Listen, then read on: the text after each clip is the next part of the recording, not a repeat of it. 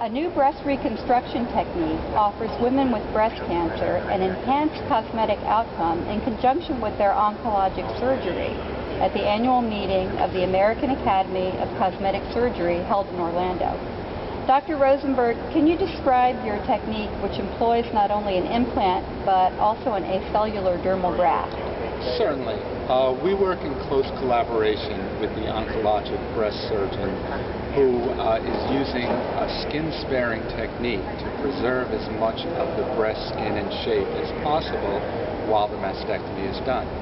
At that point, we're able to use this acellular dermal matrix as a sling to hold the implant in position.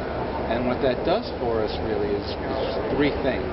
Number one, we're able to often put an implant in immediately and not have to go through an expansion phase.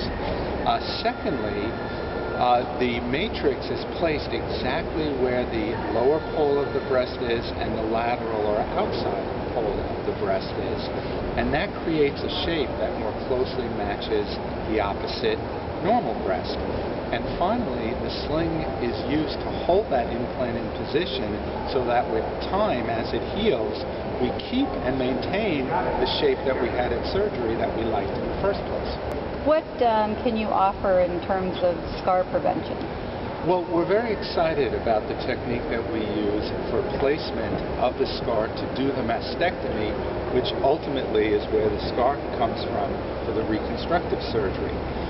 We do what we call a box to X approach, which means that the nipple and areola area, which are the only skin parts that are removed as a box, if you can imagine, and then placed together so that the scar looks like an X.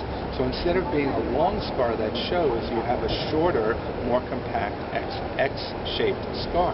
When you then go back and make the nipple and do your areola reconstruction, the areola tattoo hides most, if not all, of that scar. So if things work the way we like them to, there's almost no visible scar on the breast. I'm Michele Sullivan, reporting for Global Medical News Network.